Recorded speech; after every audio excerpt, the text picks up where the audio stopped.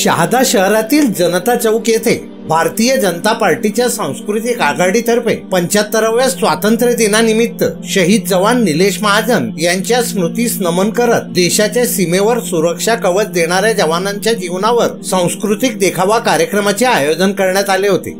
प्रथम डॉक्टर बाबासाहेब आंबेडकर पुतळ्यापासून तर जनता चौक पर्यंत घोषणा देत रॅली काढण्यात आली। शहादा शहरातील मुख्य जनता चौकात शहीद जवान निलेश महाजन यांच्या स्मृतीस नमन करून प्रभात फेरी काढून विविध सांस्कृतिक कार्यक्रम घडवून आणले। यावेळी शहादा तळोदा मतदारसंघाचे आमदार राजेश पाडवीसह गटनेते मकरंद पाटील, नंदुरबार भाजपाचे जिल्हाध्यक्ष विजय चौधरी, उपविभागीय अधिकारी डॉक्टर चेतन गिरासे, तहसीलदार डॉक्टर मिलिंद कुलकर्णी, जितेंद्र जमदाळे यांच्यासह अनेक मान्यवर उपस्थित होते। विशेष म्हणजे शहीद झालेल्या जवानांचे स्मरण करून कायमस्वरूपी उजाळा मिळावा, त्यांच्या कार्याची दखल घेतली जावी या उद्देशाने शहीद जवानांच्या परिवारावर आलेल्या परिस्थितीचा हुबेहूब जीवनपट भारतीय जनता पार्टीच्या सांस्कृतिक आघाडीतर्फे देखावा सादर करण्यात आला। जवानांचे बलिदान चिरकाल स्मरणात ठेवून लोकांना जवानांच्या कार्याची प्रेरणा मिळावी या हेतूने जवानांबद्दल देशप्रेम व्यक्त करण्यासाठी या कलाकारांनी सुंदर कार्यक्रम घडवून आणला। प्रेक्षकांचे डोळे अश्रूंनी भरलेले होते।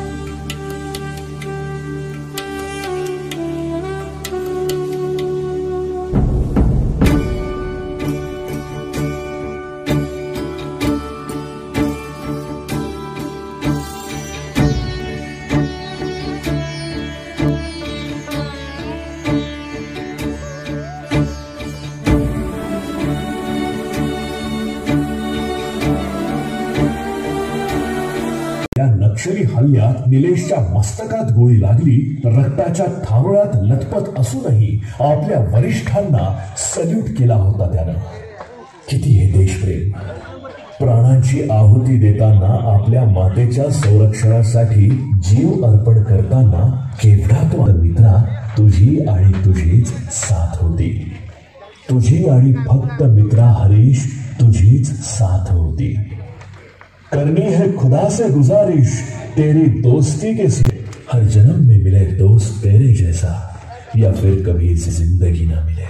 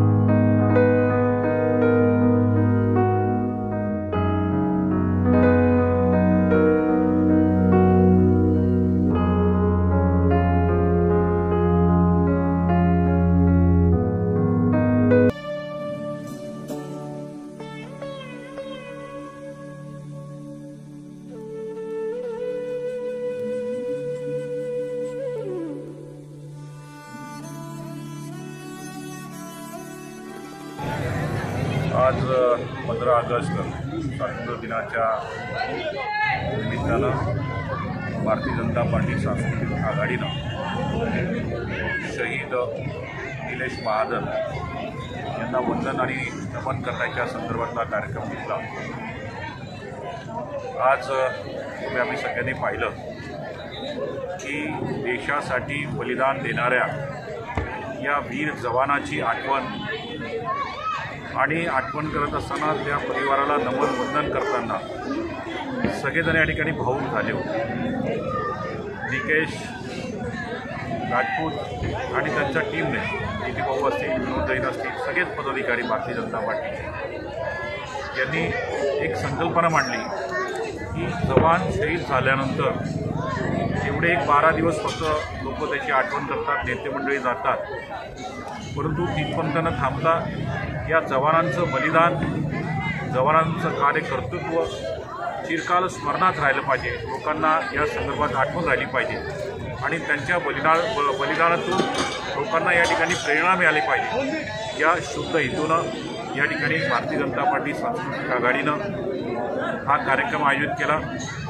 हा कार्यक्रम आयोजित करत असताना जो प्रत्यक्ष त्यांनी देखावा या ठिकाणी सादर केला तो देशप्रेमाने भरलेला होता। या ठिकाणी ज्या कलाकारांनी भाग घेतला त्यांनी अक्षरशः या ठिकाणी जिवंतपणा आणला आणि ज्या लोकांनी हा कार्यक्रम पाहिला त्यांच्या प्रेमामध्ये राष्ट्रप्रेमाची, देशप्रेमाची भावना या ठिकाणी निर्माण केली नव्हे की आहेत, परंतु या ठिकाणी शहीदांना अशा प्रकारचं नमन आणि वंदन करत असताना ज्या पद्धतीनं सांस्कृतिक आघाडीनं परिश्रमपूर्वक, मेहनतपूर्वक आणि राष्ट्रप्रेमानं प्रेरित हा कार्यक्रम केला, खरंच मी मनापासून या कार्यकर्त्यांचं कौतुक करतो आणि शहीद परिवाराला आधार देत असताना